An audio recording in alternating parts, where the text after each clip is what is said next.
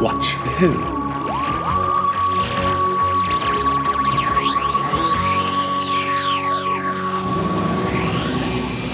Hello, Hello, and welcome to Watch Who, a Doctor Who podcast. I'm Mark, I'm Sarah, and I'm a Doctor Who fan, and I'm new to watching Who. watching for the very first time. Very first time.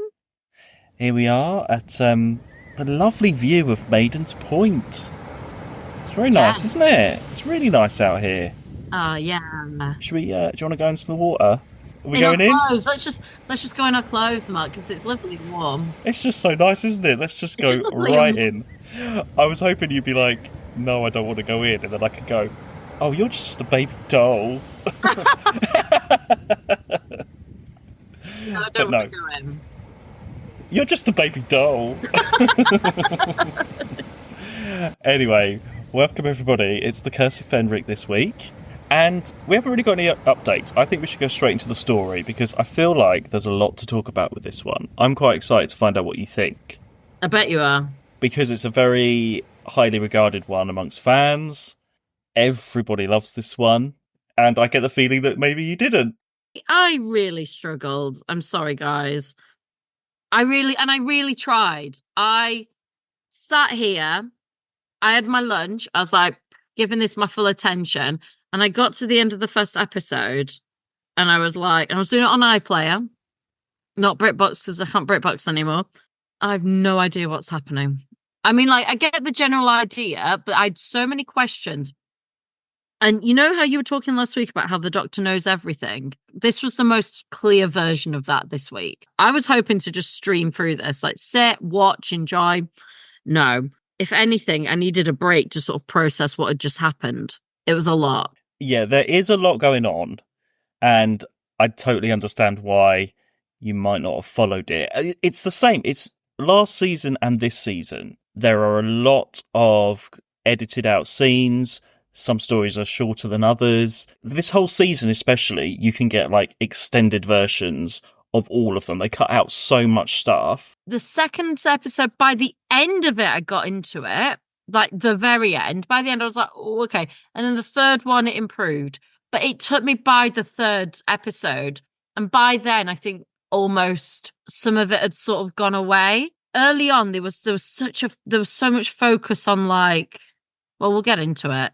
But there was such a focus on like all the Viking stuff and all that, and then that didn't even become relevant we've sort of forgotten about that, and it just became about what I was seeing. Do you know what I mean?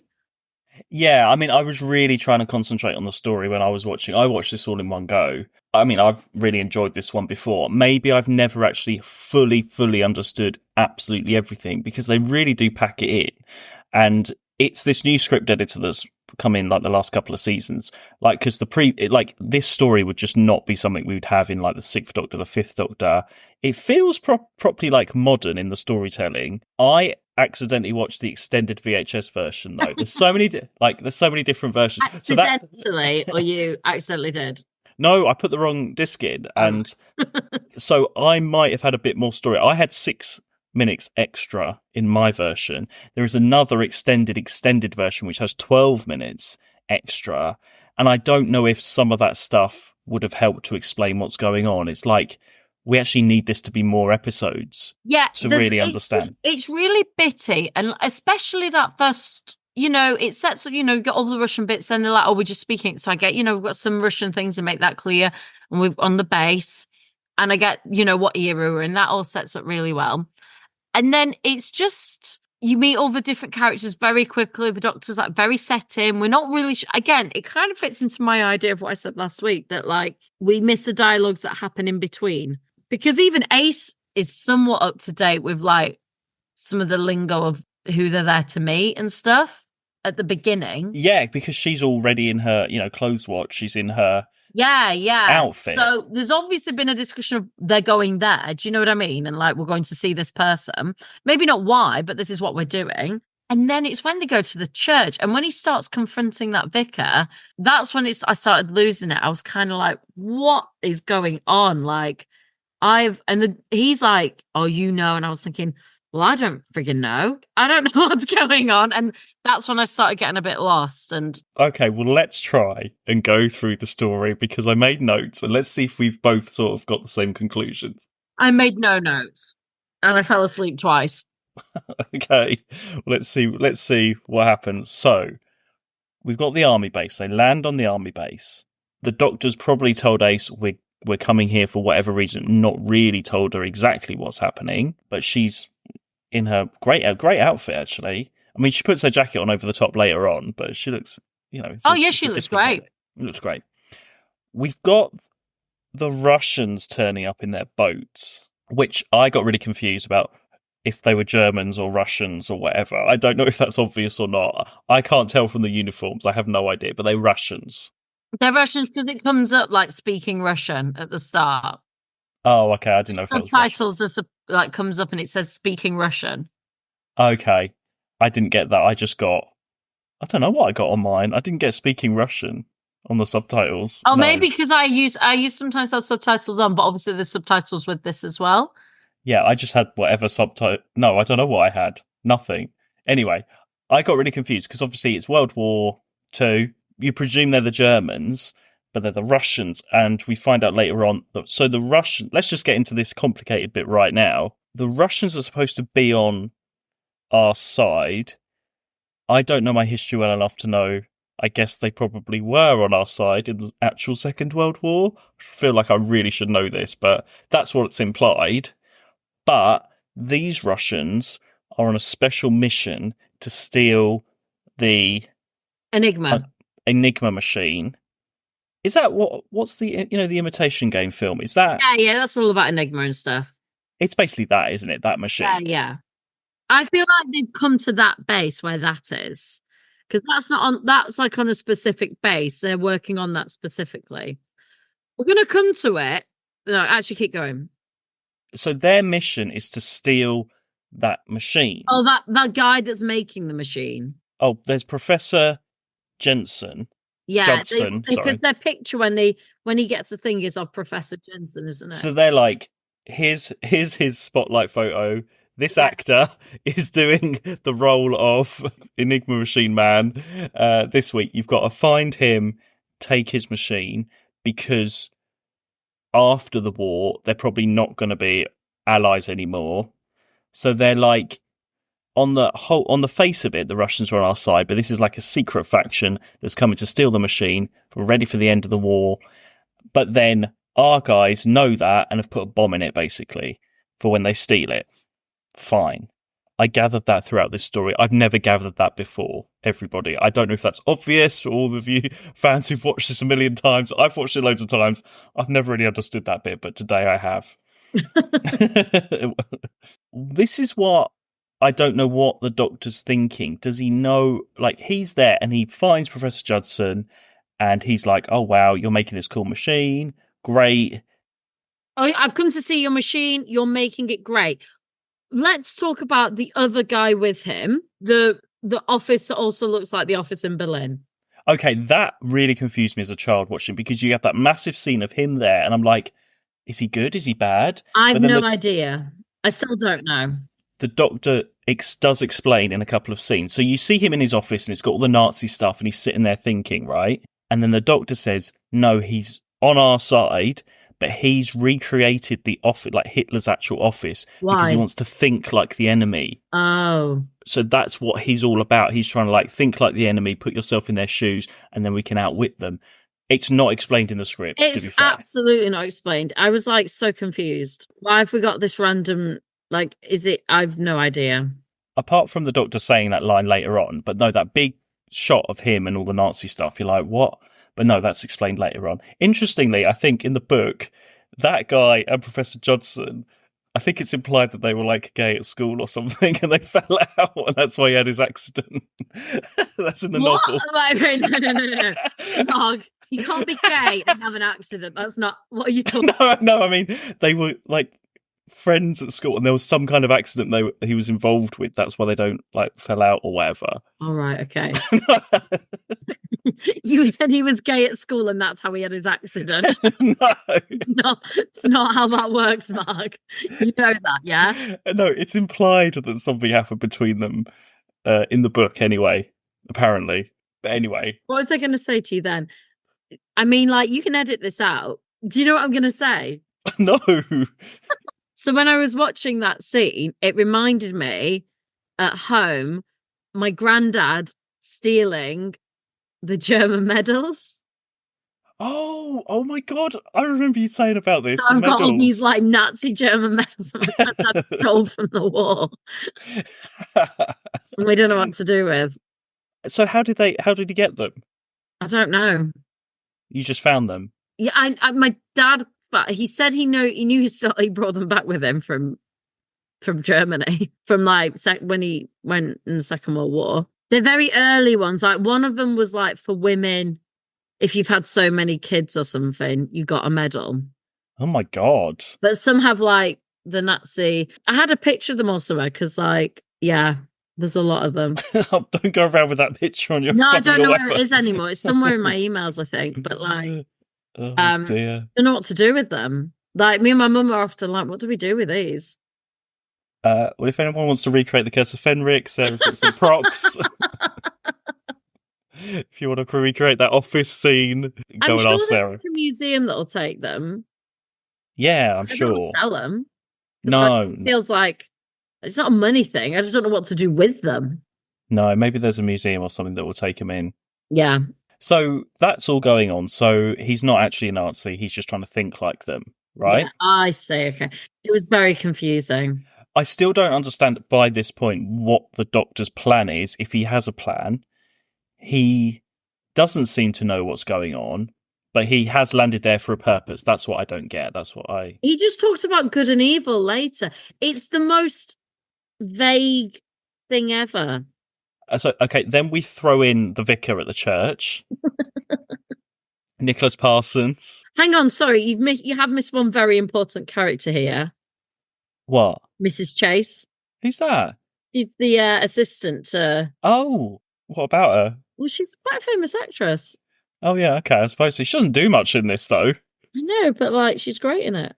He's really horrible to her, though. He is really horrible to her. And I feel really bad when she gets got later on. Gets got. Gets got, yeah. But we do have... So we've got the vicar.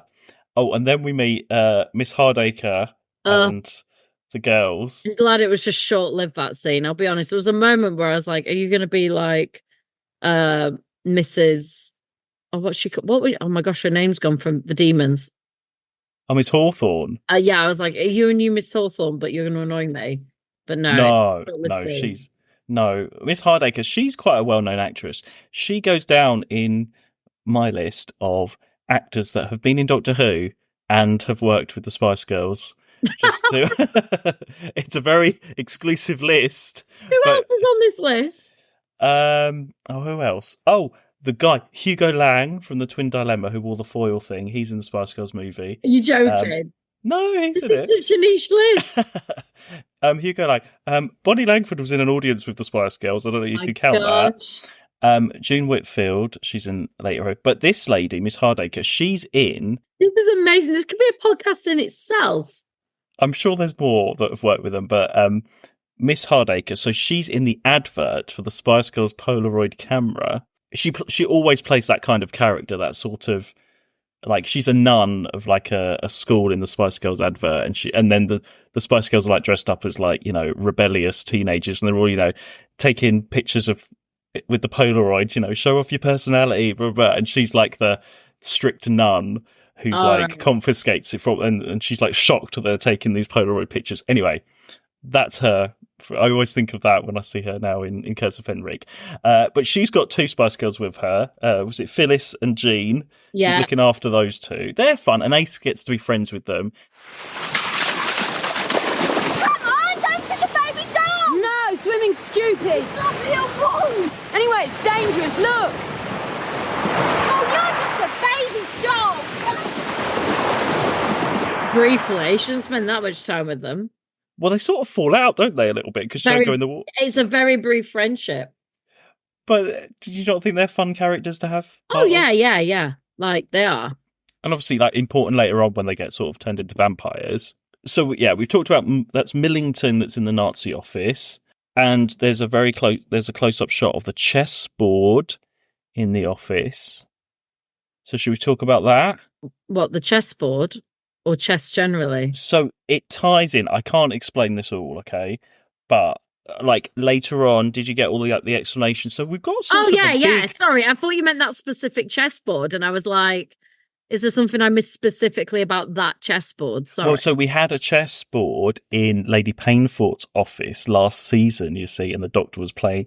Every time they landed back to see Miss Painfort, back in time, he was moving the chessboard in that. So they mentioned that. Did Lady they? Painfort I didn't at know. the end. I missed that. Okay, well, let's talk about the story arc bit. So this whole Fenric thing, like, this is way later on. He says about the chessboard, and later on, Fenric's like, because Ace is, everyone's sort of related to this history of Fenric, even Ace, and it was up to Fenric that created the storm and take her to Iceworld in the first place. That's how, because you said when we first met her, it was really weird. We talked about, wasn't it, that she's from like contemporary Earth, but she's in space and it's never explained. And you were like, they're never going to explain it. But they did. It was Fenric that was putting the pieces I don't even in place. think that was very well explained in this, but go on. I mean, it's sort of in passing. But again, this is a new information for me as well, everyone. I don't know, it might be obvious.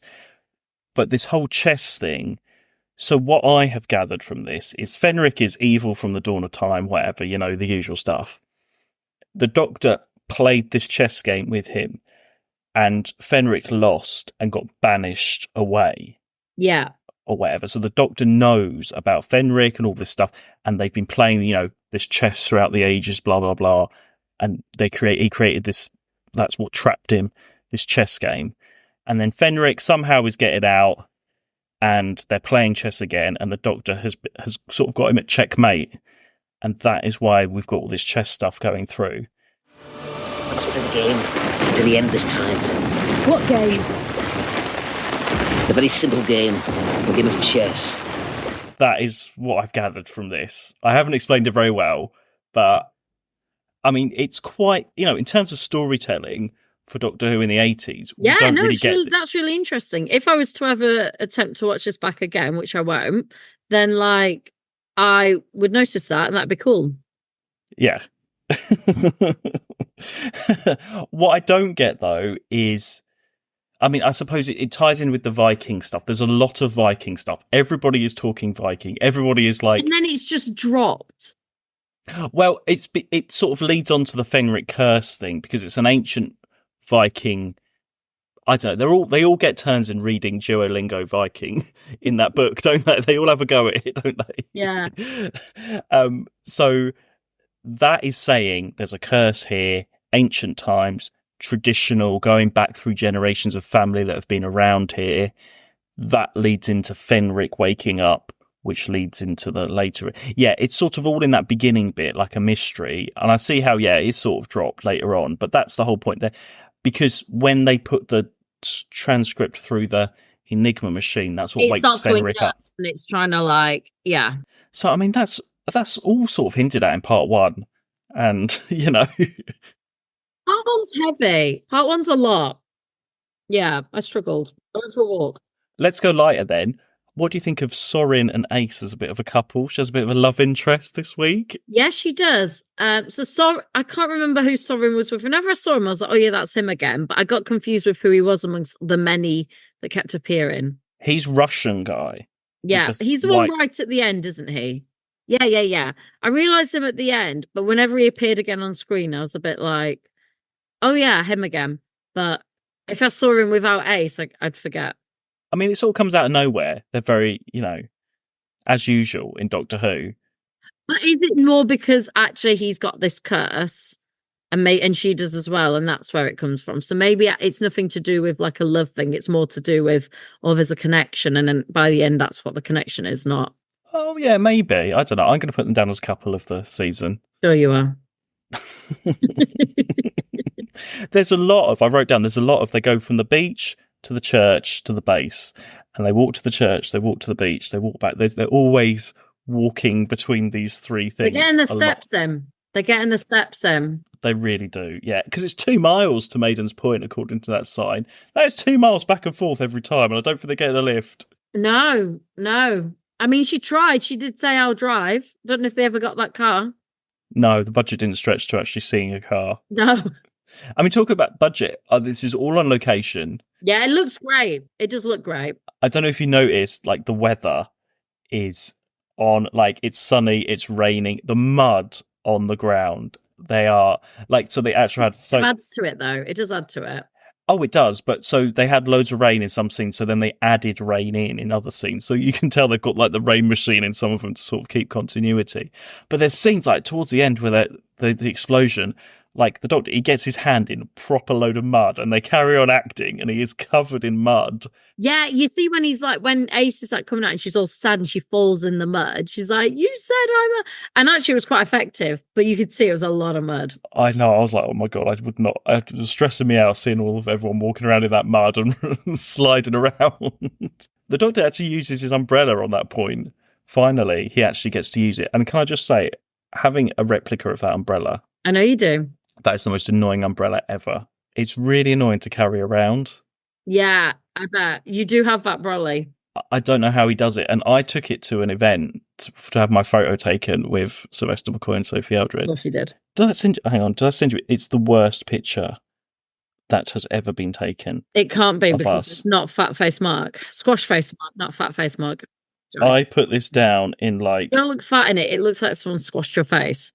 This is, I'm sending out the worst picture ever, and I had to carry that umbrella around, and I had this really weird thing under my eye. I've seen this picture. That is the worst. And I had all my stuff, and I had to carry this blooming umbrella around. I don't think you look that bad. Mark, it's not the worst picture if you love. That is the worst picture. No, because I had this thing under my eye as well, which... Oh, yeah. You were going on... I remember you going on about, that's not the worst picture. Yeah, no. It's not squash face Mark. I remember that day because when I came back, that was Gloucester Comic Con, and I walked back and I met Ruth on the way back. I bumped into her in town on the way home. Yeah. Anyway, it was just, no, terrible. No, because anyway. after that, you started taking it very serious and taking days off work to make sure that you were fully prepared, like physically and everything, mainly physically. Well, it's expensive. I don't know. It was like a blue screen thing. At least it looks like you.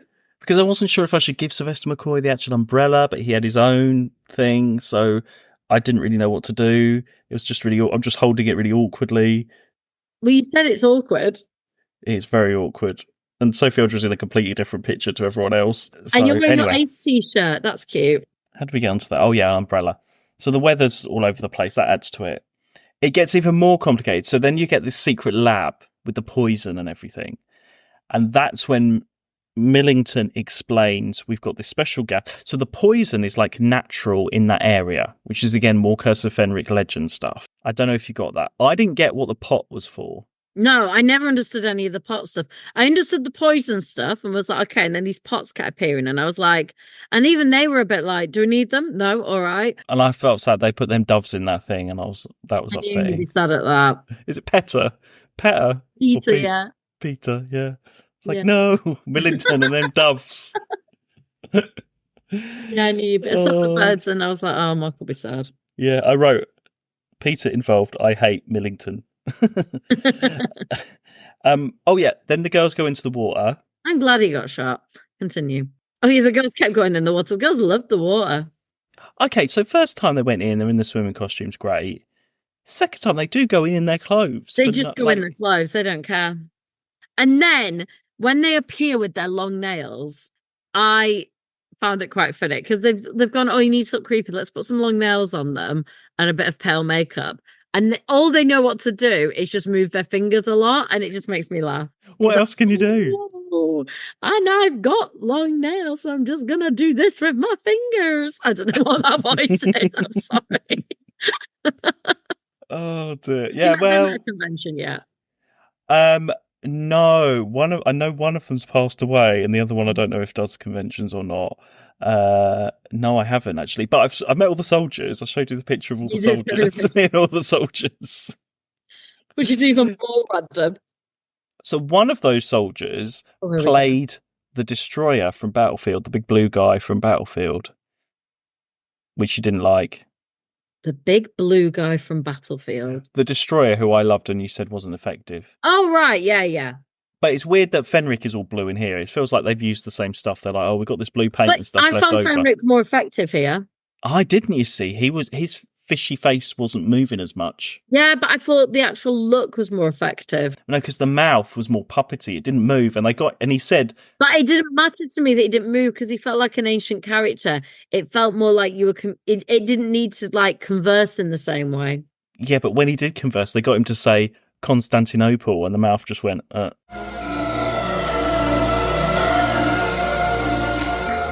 So this story, it's very Ace based. She gets a lot to do. I mean, she always has. So let's talk about her. So there's the whole baby, grandmother, mother thing. Did you sort of guess any of that? I mean, it's quite obvious when she's like, "Oh, that's my mother's name." Although I'll be honest, because she's called Audrey, isn't she? I thought of Little Shop of Horrors. Right. It's more than any of the companions have ever had now. Oh yeah. And also when she's talking to, I can't remember her name, not Audrey, not the baby. When she's talking to the mother, Yeah. what's her name? It must be her grandmother. Her grandmother. But equally, she sent her to her grandmother in London. Oh yeah, maybe it's the other. I don't know, the other grandmother. I don't know. No. Anyway, yeah, I never thought of that, but no, she does, doesn't she? She says, She says go to my grandmother's, but that must be her grandmother. we never really find out why she hates her mum or anything. She's never hinted at anything like that. But when they barricade themselves in, Ace says about a house Yeah. has an atmosphere, which is obviously the one from last week in Ghostlight, Yeah. which Ghostlight was supposed to go out after this. So the idea is that she mentions it here and then it's the thing. I mean, the Doctor, I don't know, he is manipulating Ace a lot, even without all the Fenric stuff. You know, like we said last week, and it was her initiative test and stuff, and she didn't want to go there. And again here, they have those scenes where she's like, why have you done this to me? Is that fair? It's not Dick Doctor for it, though, is he? It's just nothing. There's nothing explained. Well, I think they're trying to make the Doctor more mysterious. Like with secret, you know, like with the Silver Nemesis, like, who are you? I just feel like I said, I'm sticking with my analogy of there's the stuff that happens in between that we just don't see and know. That's the only way I can explain how we end up here, basically. Does that spoil your enjoyment of the story? No, because I also feel it's when you start having to analyze it sometimes that you find the flaw. But when you can just sit and enjoy it for what it is, you can't get annoyed and upset. But I mean, you're still like getting the drama from it. Exactly, you're still getting what yeah. you need, but it's when you have to start questioning the choices and things, which is, I mean, one, the point of this, but two, it's once you start doing that you start losing the joy of something. I mean, even after, I mean, he's brought her there for whatever reason. He knows probably that she's descended from Fenric or from this area, you know, all that stuff. And then he's got to make her lose her faith in him at the end, and he's like really All horrible that's to her and really stuff. effective. I thought all of that stuff was really effective. All that last scene stuff's really good. Kneel if you want the girl to live. Kill her.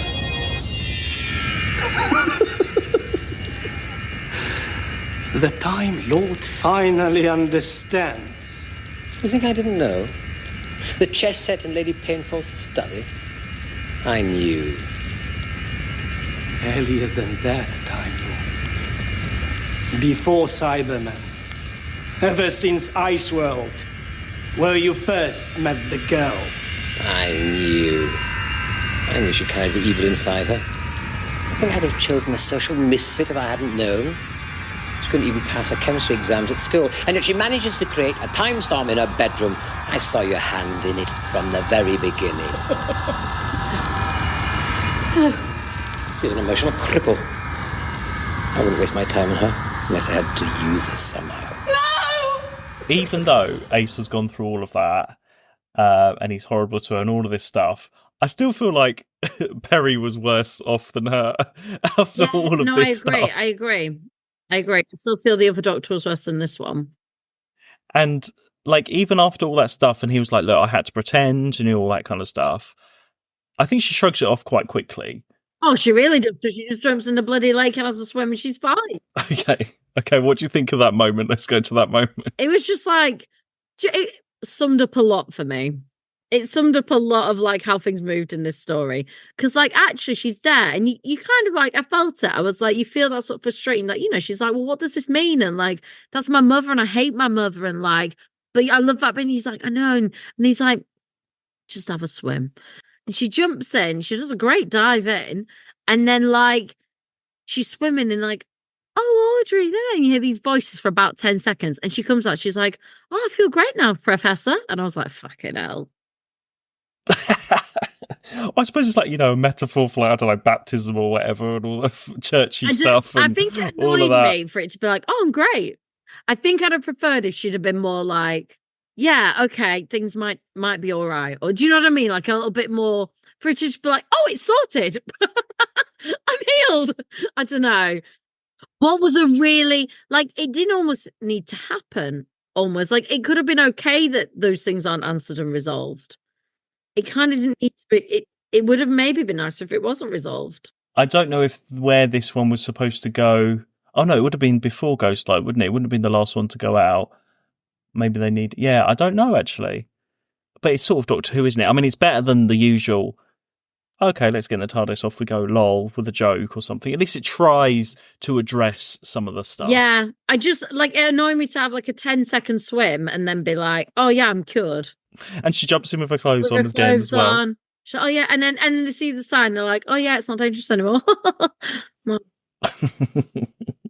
She also gets cool stuff. She uses her little ladder again that she had from Iceworld to climb down that church. Although she climbed, we see all of this, dramatic stuff, and they've obviously got those mini like cameras to show the view and stuff, which would have been like quite modern at the time.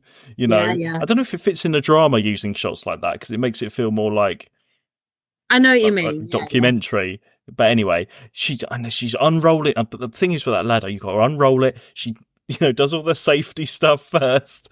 She's climbing down slow. The moment she gets down there, she gets attacked by two haemophils and she has to climb all the way back up again.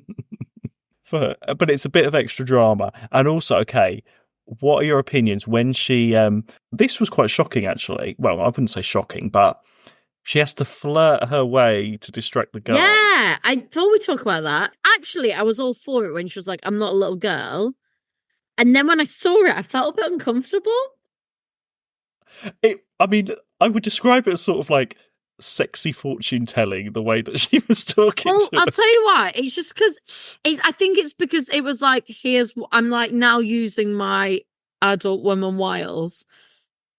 And we've not seen that side. It's kind of like, if you see, I imagine, like when you notice your daughter being like teenager to a young woman. Do you know what I don't know. It's kind of like, oh, it wasn't awkward. There was nothing like she did that was awkward. I just found it awkward to see, having not ever seen the character in that way. But equally, we've had moments of her. This isn't the first time where she's had like a romantic interest. Do you know what I mean? So she's obviously had like, we have had her had like romantic, circus one. She had those moments, didn't she, with What are we saying that she fancied Bellboy, was it? No, yeah, something like that. There was somebody, wasn't there? Yeah, she's had like moments of like, oh, Mike. There you go. You don't remember him, do you? No, the bad boy, the Daleks one. Bad boy in the Daleks one. That who like, Mike. He was like the baddie working for the. And he got court-martialed. He was like the army guy that she got with, and she was like, "You scumbag!" Yeah. Like that's what I mean. So like, it's not like she's not had a. It's not like she's always been sweet and innocent, and it's like it's not that she's had her moments, obviously. I think just to see that and it be used, It was I mean, it went on for quite. I mean, I don't know what she was saying. There's an undercurrent or something blowing my way or something like that. It wasn't the best. I mean, look, he's a man, he's in the army. There's not many women around. He's taking his chance. I get it. Something like she's going so fast she can't see the speed of light or something, or I don't know, It was something all like that. weirdly scientific flirting. It was, but equally, I guess they're trying to like show it is technically a kids show, and like they don't want it to be too R-rated. So, But we've never had anything like that before, but it happened. like It happened. Mark. ever.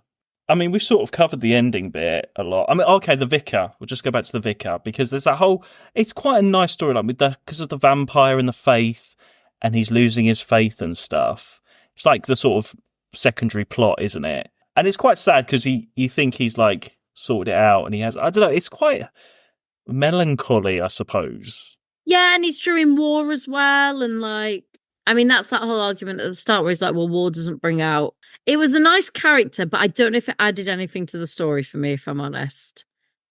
If I removed him from the story I think would continue. I suppose he's just there to talk about the history of the church and to find out about the Viking stuff. I feel like actually, because the guy that the German, non-German German guy also was then involved, he could have been doing that. Like, I don't feel it added enough for me.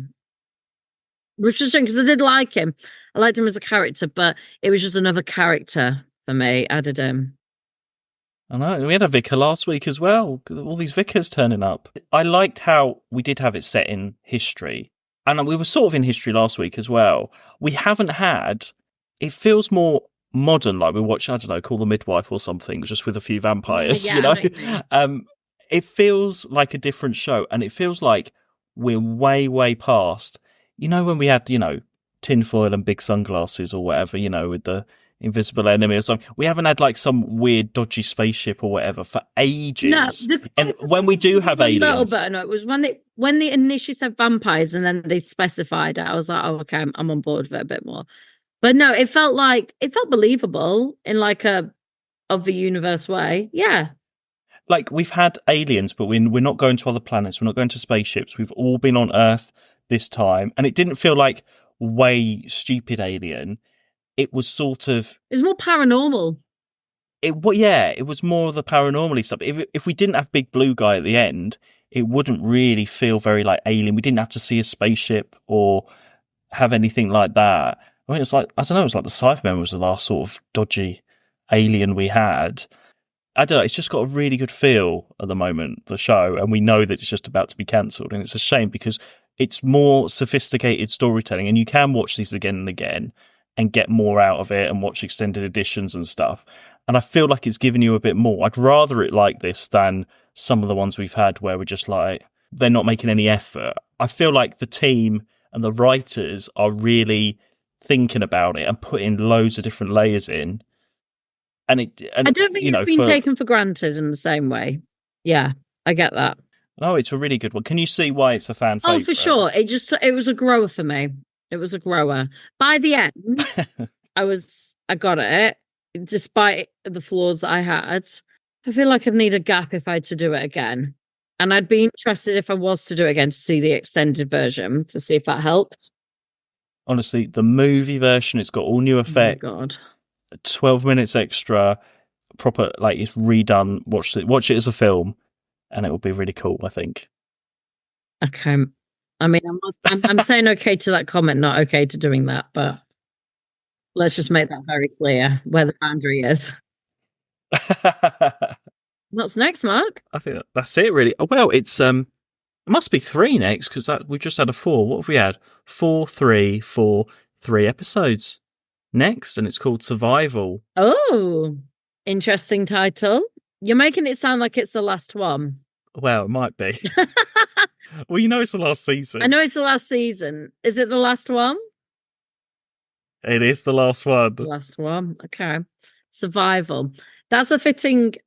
and they didn't know it was the last one, though, did they? I was going to say, that's a fitting episode title for a last. Yeah, it's a bit ironic, really. Yeah. I think it'll be set on Earth, because they've all been set on Earth. We'll see what happens. Yeah, I mean, I can't believe it, but it will be the last one. So, I mean, is there anything you want to see happen or see with the Doctor and Ace? Because this is your last chance. I'm trying to think. Who have I missed? I don't want to see Daleks. I don't want to see Cybermen. We've had Unit. We've not had the Master for a while. Who else have we not had for a while? I felt like we had, like, I was going to say water people. We've had them. Water people. Water like, people. I can't imagine it being something like that. I feel like, because we've already had quite a few big things this season, and if it wasn't expected, I just think it'll be, and it's only a 3-parter, so I imagine it's quite I don't know. I don't think it'll be anything massive. Well, everybody, join us next week for Survival, the last story of the classic series. Now that's been revealed to Sarah live just now. Live.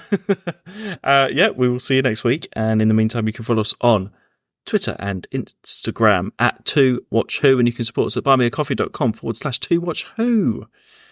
See you next week for the finale. Bye. To watch who?